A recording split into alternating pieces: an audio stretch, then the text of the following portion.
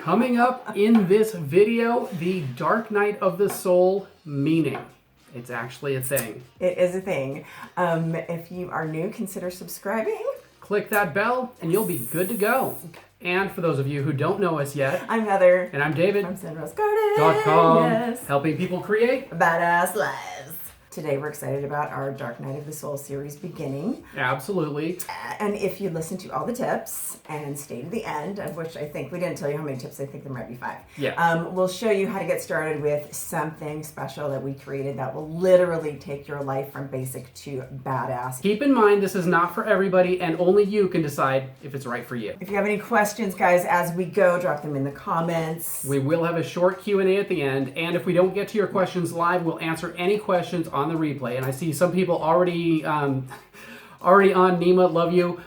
Tracy, Brandon, Amanda, thank you guys for joining. You guys are already ahead of the game. And now is the time we want to say hi to you guys as you come on. We've already said hi a little bit. So, say hello. Let us know where you're watching from. Right. So what is up to Debbie, Tracy, Sandra, Amanda, Brandon? Thanks for joining us. Tracy again. Chelsea, absolutely. Sandra. And we've got Tammy and Jason and Yannette.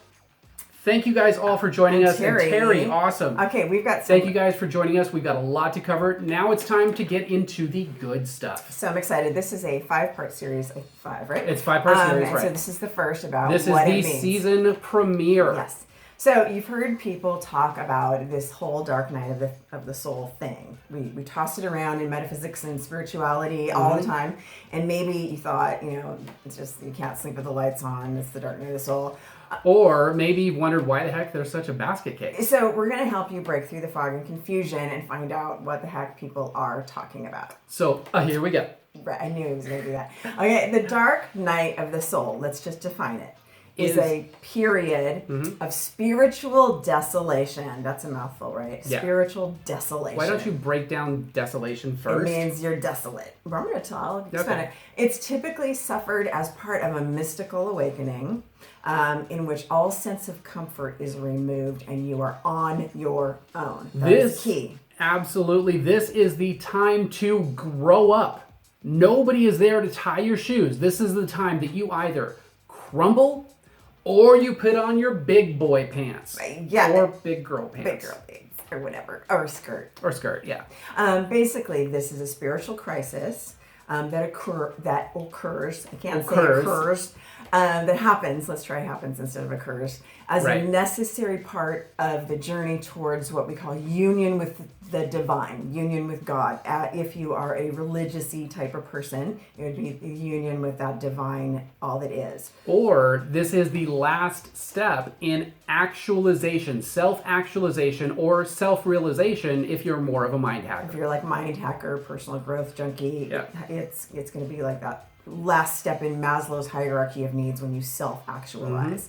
So it's kind of the same thing, and we're going to break down what that is. But first, so the Dark Night of the Soul is the history. We're going to get into the history first. The Dark Night of the Soul is actually a poem written by Saint Paul of the Cross, an 18th century Spanish mystic who wrote this poem that created a context for the process and made the Dark Night a thing. So he made it a thing. Okay, it's always been a thing. It's not like he just created the thing. He just popularized the thing. It's just that he wrote a song about it and made it cool.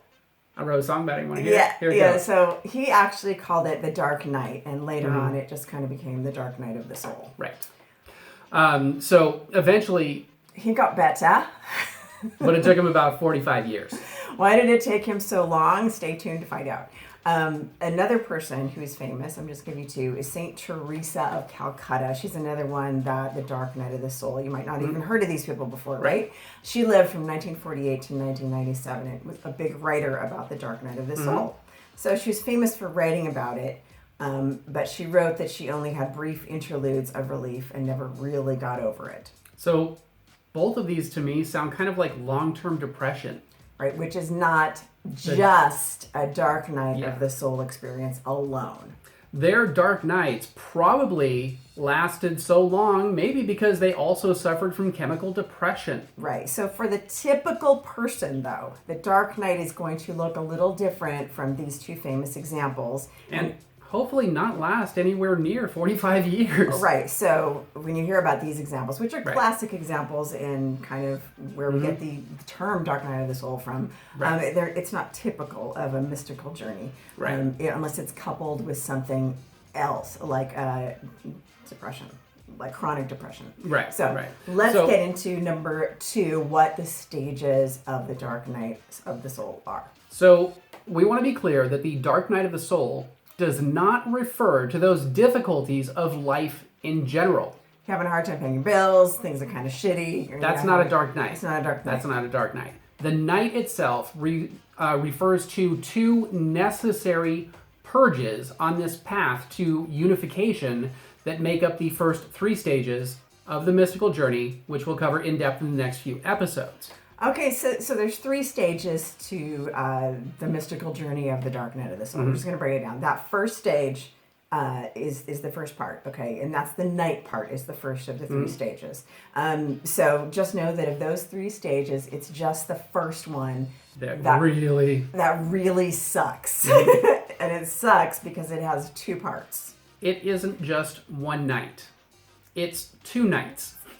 2 dark nights of this soul. So you could also call it 2 major purges before that second stage, which is illumination, and finally that third stage, which is unification. So obviously the stages 2 and 3 look different depending on who's experiencing it. If it's someone who's a traditional Catholic or a religious person, it's going to look different than the person who is going through a process of self-realization. That has more to do with your belief system around what you're going through. So the first purge, there's 2 purges, and I know, raise your hand if you've experienced either of these 2 purges. Let us know in the comments. It's 2 parts. The first purge is a purge of the senses, and the second purge is a purge of the spirit or the belief system. And we're going to get into more on how those actually play out in the next video lesson. Yeah, we're going to give you more detail on those and how they actually happen in the next video lessons coming up. The key to your experience being an actual dark night is that comfort and support do not come from an external source. That hope and that comfort eventually come from within you. And that's what makes the dark night of the soul so hard, because up to the point where we enter a dark night of the soul, we've had some sort of belief system or external guidance that has held us up, and it was basically kind of training wheels. But now the dark night comes in, and we're kind of on our own. And that is the dark night. It's the test. Yes, if it is a true dark night, the only light that you have is the one that burns in your own inner soul. Right. Okay, this is not an external, oh, this person is here to save me, or that. Nobody can save you in the dark night but you. You're not supposed to be rescued in the dark night. You're the one that's supposed to be your own champion. Right. So this light inside leads the soul, which is you, that is engaged in the mystical journey to stages 2 and 3, which is that illumination and that union with the divine. It's like, this is kind of like your proving ground, right? So what is this light that you speak of? You can call it faith. You can call it good old determination, resolve, knowing, whatever the heck you want to call it. It is the thing that keeps you going in the darkest of darks, the darkest of nights, the darkest of your cave. It is that thing that propels you forward. So if you're experiencing a spiritual trial, let's say, and you have a lot of faith in whatever is externally guiding you, your angels, your gurus, your whatever, that is also not a true dark night of the soul. People can give you guidance, but it's a time when you truly, truly feel spiritually desolate and alone. These are the moments when God has forsaken your soul and you feel absolutely alone. This is you. Right, and you see examples of this in all of the spiritual literature when you have the hero or Jesus, in the Garden of Gethsemane, or one of the, whatever. There's lots and lots of stories. I didn't plan on pulling any out, but when they have that moment where they feel like their homies are gone, they've been left alone, and they got to do it on their own.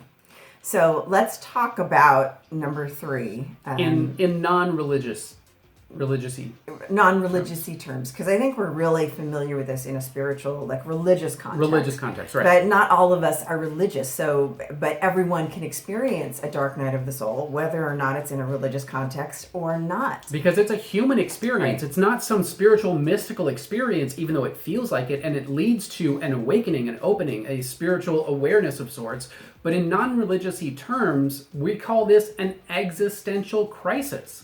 So raise your hands if you've ever heard the term existentialism. So this is a moment when you are questioning if your life has meaning or value, which is kind of a general way that the dark night gets triggered. And this is when you get face to face with the meaning of existence itself for you. For you. So for you. Existentialism, existence. So an example is a salty character moment for you where you're feeling negative about life does not qualify for a dark night of the soul. Like, you're being dramatic. If one day I'll be forgotten, what's the point of doing all of this? That's not an existential crisis. That's just you being salty and crabby in the moment. So this questioning of the meaning of human existence, your human existence, your existence as a being is what is at the very core of the dark night of the soul. Right. The ultimate result of the dark night of the soul is a blissful union. For those of you who are religious, this means God, Goddess, Source, and the connection of that union. So for those that are not religious, it can mean unification with the self, or a confidence, self-assurance, and self-realization that leaves you fully engaged and blissful with yourself and your union with the experience of life itself. So with both of these ways that you experience the dark night of the soul or the existential crisis, the end result with both is this blissful unification with all that is, the big energetic field of energy we all share, whatever that is, that blissful union is the end goal. You are not supposed to be in the pain forever. It's not designed that way. But you gotta go through the two purges. Yes, but if you're continuously in the pain for over 45 years, you're addicted to the pain of the dark night, and you're not living a dark night, you're living in depression. Right. I mean, going back to that again. So next we're coming to number 4, and number 4 is the horrifying moment that you realize you're responsible for everything. Your entire existence, your entire life is on you. It's on you. It's on you. So let me kind of make it clear. So an existential crisis, I just like saying that, existential crisis, or dark night of the soul, is often provoked by a significant event in your life that provokes introspection about your personal mortality, such as a psychological trauma of some sort. Right. Separations or any kind of a major loss. Obviously, the death of a loved one. Some type of a life-threatening experience. Right. A psychoactive drug use that slams you into polyconscious awareness. Say that again. A psychoactive drug use that slams you into polyconscious awareness. You want that? Yeah, definitely. Sometimes even adulting. Adulting can definitely slam you into that existential crisis, because here now you have to go out and do the world all on your own. So you continue in that existential crisis, dark night of the soul, as you begin to realize that you and you alone define your life through the choices that you make. Absolutely. Another one would be when you retire. Okay, so this is something that a lot of people have experienced. When they retire, they've forgotten and lost who they were. They put so much of their time and effort into this thing that they did that they're faced with this existential, who am I now? Who am I without this job? And there's nothing like being faced with some form of your personal mortality that brings this to the surface. So a little side note into this, and this is a little bit of psychology behind the dark night of the soul, is that our biggest fear is the fear of death. Right? It's like But we repress it. We kind of don't think about it on the surface all the time. It's a painful thought, and the human mind itself doesn't like to experience pain, so it's going to protect you from that by avoiding it. So but it's natural. It's not like not healthy or anything, but Right. we're not thinking about death all the time. No. And so we kind of like push it down until something slams it into our face. Right. And this can be death in the form of the death of a relationship or a job or whatever these things that we listed, or a Right. sudden slamming into another awareness. Yep. It brings to the surface that repressed fear of your personal mortality. Yep. And then what am I doing with my time? And what is the meaning of what I am living? So Right. that's basically what triggers the crisis. Right. So Nicole says suicide of a family member. Absolutely. 100%. Absolutely. Nima says loss of self. Absolutely. Any kind of a traumatic event like that. So once again, just to clarify, if you guys have any questions or any comments, leave them in the comment section. And if we don't get to them at the end today, then we will definitely get to them on the replay. Yannette says like a big time chronic depression. Yeah. Absolutely. That can definitely be that addicted Right. to the depression itself and not an actual dark night. So there's other things. I'm glad you brought that up. Yes. Because there's other things. Number 5 that can trigger a Dark night of the soul. dark night of the soul, aside from an obvious personal trauma like death or divorce, an existential crisis / dark night of the soul can result from, but also can be misdiagnosed as, or actually can occur in combination with any one of the following. And remember how we talked about St. John of the Cross, or whatever the guy was, Thomas. St. John of the Cross. St. John, who suffered from major depression. So his dark night of the soul experiences were combined with a long-term major depression. Right. And the same thing with the lady who was going through brief periods of relief. That was probably major depression. Another one could be major sleep deprivation. Borderline personality disorder. Like I said, some of these can be misdiagnosed as a dark night of the soul, or Right. it can occur in combination with Right. one of these things. Another one would be depersonalization. Right.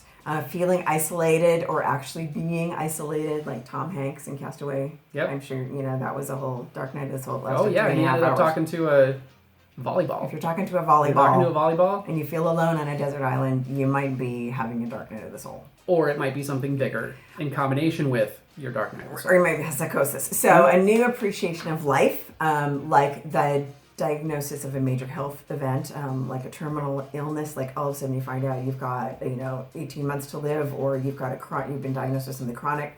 Suddenly you have a new appreciation of life, and, Right. and that can trigger a dark night of the soul. Yeah, Nima reminds us that it's Wilson. Wilson was the Wilson, friend. the volleyball. So any kind of shattering of reality of any kind. So realizing the cosmos is complex and mysterious and beyond human understanding, which might happen to you at the EDC after you drop that hit of acid and forget that you already took one 10 minutes ago. That's never happened to me. That could also trigger a dark night of the soul. You guys kind of get where We're going with this, right? Okay. So number 6 we're going to get into is who experiences the dark night. Okay, not everybody experiences the dark night of the soul. Yeah. Okay, and we're going to talk about that now. So the dark night usually occurs to people who think deeply about life in general. Okay. And if you live day to day in sort of some kind of an oblivious state, but seem to be comfortable in a nonetheless or not woke, then you're not going to experience this dark night of the soul. If you're absolutely comfortable living your day to day and you really don't like to stir anything up, and you're just good with your 9 to 5 and going home and hanging out with the family and doing whatever you normally, and you're fine with that, you're probably not going to get to this point of existential crisis. So we're talking about this like in traditional terms, but in current terms, we call these people not woke. Yeah. Right? Like by someone who's gone through the dark night of the soul is woke at the end of that, because you're in that illumination and They're the still unification. These are the not woke people. Okay. They might not experience a dark night because they just don't want to. Because a lot of thought and reflection must occur to allow those ideas to take hold about what is life about, rather than just simply focusing on the superficial aspects of life itself. So, in a nutshell, they may be completely content to a degree, but will not experience the bliss of what comes after the dark night of the soul, after it's traveled. So this is like the Matrix, right? Because Yeah. the Matrix is sort of a metaphor for life and being woke and not woke. right? It's not just a sci-fi movie. So when Neo is going, there's something I know that's like, my life's really cool and all, but like I have this little splinter in my mind, as Morpheus says, and that kind of thing. It's so the thing that keeps you awake every night. Right, everything's groovy, but there's like this inkling that there's something else, there's some other level, but he's got to go through his own dark night of the soul before he reaches that illumination. And there's examples of people in the movie that said, fuck that, plug me back in. I don't like this dark night anymore. I'd rather be in the oblivion again. So this is the hero's journey when you get to the cave. Spiritual bypassers are probably not going to experience this, as they tend to run screaming when that dark night peeks over the horizon. Not gonna do it, just gonna take some more Prozac and be happy. So Kierkegaard, who was a 19th century philosopher and existentialist, said that angst and existential despair, or the dark night of the soul, occur when an inherited, and this is the important part, this is my personal experience, I know a lot of you have experienced this, when an inherited, like somebody gave it to you, a borrowed or a collective worldview is suddenly unable to handle any of the unexpected or extreme life experiences that you are now experiencing. Right? So it's like you've had this belief system and it's worked up to a point. But something big blows open your life, or something. It doesn't necessarily have to be super big, but something blows open your life where you have a direct face-to-face contact with this belief system, and you go, what am I going to do now? This isn't working anymore. It doesn't have to be a religious belief system. It has to be some sort of belief system that you've adopted from someone else. It doesn't fit your truth, and so you may experience this total paradigm shift. Next lesson, we're going to talk about the pain that you experience, part of the pain of that. But that's in the next lesson. So what starts you on a journey is the sudden realization that you don't know where the rabbit hole leads, but you certainly can't stay here either, because those atomic bombs that just dropped, you got 45 seconds to get to that bomb shelter. That was my experience. It's like, I can't stay here, but I can't go home, and I got to make my own new way. It's like dive, or you're going to be blown to bits. So Holly says, I don't know. I think the dark night always comes, just some much more trauma than others. I think there's levels. There are absolutely, definitely levels to the dark night of the soul. Most of them happen to be large events that take place, any kind of event that puts you face to face with your old belief system that no longer works. I think you can have a dark night of the soul that lasts a day. I mean, you might have one that lasts 2 months. You might have a dark night of the soul that is a week long, and you're just in the, you're like, it's, so I don't think there's a real time limit. I mean, St. John of the Cross is 45 years, right? Obviously, I think it's coupled with that chronic depression, but I've had different ones in my life, and they can last a day. They can last longer. It just depends. Phases and stages of wokeness, phases and stages of enlightenment, and each one is triggered by its own version of a dark night of the soul. So I want to see some of your questions, because now it's time for a question and answer. Absolutely. Let's scroll through. Yannette says, what about like questioning everything in your life until the moment, like nothing fit or nothing is working anymore? That's totally something that can lead up to a dark night of the soul. Because the dark night of the soul happens to people usually who are questioning everything. For sure. So if you're the type of a person that questions your life, then absolutely you're going to be more prone to dark nights happening or taking place. And I also want to say that you can do this on purpose. You can absolutely do this on purpose, where you bring a belief system to the surface and you really intensely look at it. So you can trigger your own dark night of the soul intentionally. That's more of a shamanic type. And Dana says, I believe I went through this also. I went through a lot of abuse when I was younger, then was titled crazy because of visions I've been seeing since I went through the abuse. Absolutely. And again, these are moments when that old belief system or the old construct of being the victim or being abused or whatever it is starts to surface, and you're like, I cannot live like this anymore. I cannot live with this thought pattern, this belief system, this thing that I may have borrowed from somebody else telling me how I should be living, for example, that doesn't work for you anymore. So you have this breaking of an old mental program that doesn't work, but you haven't yet replaced it with something new that does. Okay, so that's basically the dark night, is you've got this old system that doesn't work, that is leaving you in this limbo state of, I've got nothingness now. I've got this huge chaos, and the mind hates that kind of chaos. So it goes through this moment of pain. Okay, we'll get into pain in the next lesson. Right. And Holly says, I think I triggered mine intentionally back when I went through it because I was unhappy deep down. Absolutely, Sure. Absolutely. That can definitely happen. How do you get out of it? Okay, we are going to get to that. For everybody, the getting out of it looks different. Right. But it does have to do with whatever the paradigm is that's getting shattered that wasn't working before. And a lot of the techniques to get out of it we're going to get into in some of the later lessons, so stay tuned for that next week, starting next week. But and everybody's journey getting out of it does look different because there's a lot of, depending on what the system is that you're shattering and going into. Is next lesson we're going to talk about the pain that you experience because of that and how to get through it. Drop any other questions that you have in the comments. If we don't get to them live, we will answer them on the replay. Coming up, we've got a few examples from our Zen heads who have had some of the same issues I'm sure that you've experienced and found a solution that worked for them. Let us know in the comments if you can relate to any of these stories. Flora says, heroic self-confidence and superpowers.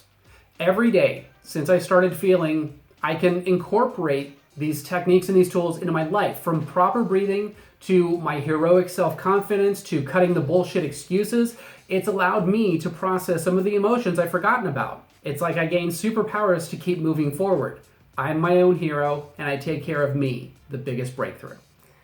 Tira says, blew my friggin' mind. This has shown me my bravery. I went in and what I experienced blew my friggin' mind and changed me forever and came out realizing, wow, I'm magical as fuck. Yep. I said that backwards. You did. So Terry says, wow, very gifted and knowledgeable healers got right to the root cause and started the healing process with techniques for how to continue the spiritual healing process. Jeanette says, what about the resistance?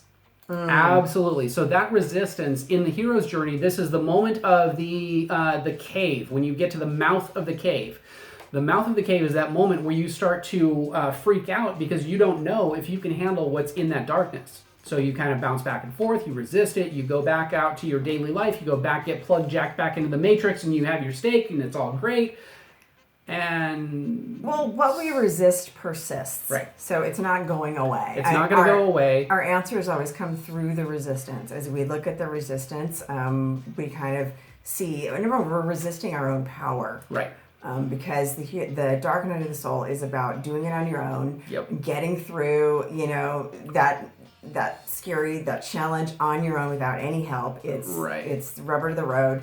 And the reward comes afterwards. So as far as the resistance goes, yes, you are going to resist because the human mind doesn't like the pain of the unknown that's in that cave, but you're going to keep coming and you're going to go back to your normal life and you're going to keep coming back to that mouth of that cave and you're going to be faced with that choice again. The dark night happens when that gets more painful. The pain of going back is worse than the pain of going forward. And that's where you make that choice to dive, consciously or subconsciously, to dive in and jump into that cave and face whatever's on the other side, because this over here is going to kill me. Okay, right. That's kind of the dark night. Right. Or the trigger to the dark night. Ricky says, had to pop on for this, dears. Yes, the dark night is exactly that. It happened to me. It took me from the head to the heart. But can't stay to hear how, I am sure, you will explain how to get through it. How to get through it is actually going to be in one of the other lessons. Because this would be like a 3-hour thing on the Dark Knight. There was so much information on this particular topic that we had to break it apart into this series of 5. And what we wanted to spend a little bit more time on this, because the Dark Night of the Soul experience is everything if you are getting woke. Yep, absolutely. You've got to understand that it's different for every person. It's going to occur to you at different times in your life in different ways. Yep. And you may have a huge dark night of the soul where you completely reject an old system of belief, but then you have little ones that happen along the way, like, oh, I got to adjust this and adjust that, and it's this huge, paradigm shift or a little paradigm shift. Because you've done it once, it's easier to get through the second time and the third time and the fourth time and every other time that you're ready for a new evolution. So now it's time to share that secret weapon that we were talking about before to take your life from basic to badass in 90 seconds. So quickly, because 90 seconds is all it takes to make a decision, we've learned that self-growth and developing your intuition, like we said before, for a badass life go together like sushi and Sapporo. come join Zen Ed Academy if you are ready to take your skills to the next level. Zen Ed Academy is where we jack you into the ZRG mainframe so that you can break your bad habits and build better trust in your magical awesomeness. You get all of our unique insights to blend with your own self-growth and intuitive development with all of the courses that we offer, past, present, and future. All the info is down below. So, guys, we are going to head out and get ready for the next lesson, which is going to be next week. Be sure to join us. If you liked this video, hit that like button. if this video helped you in any way, please share it with a friend. If you have any questions, let us know in the comments below. We would love to hear from you. For more badass life tips, Be sure to subscribe and click the bell to turn notifications on so you're the first to know when we drop a new video or go live. And we know that time is a valuable and precious resource, and the fact that you've chosen to spend that not only with us, but leveling up your skills, we absolutely honor and appreciate that. Thank you. Thanks for watching. Have an amazing day, and we'll see you in the next video. Boy, he did the accent. I did. So We'll thanks, see you guys. guys. I'll catch you on the flip side.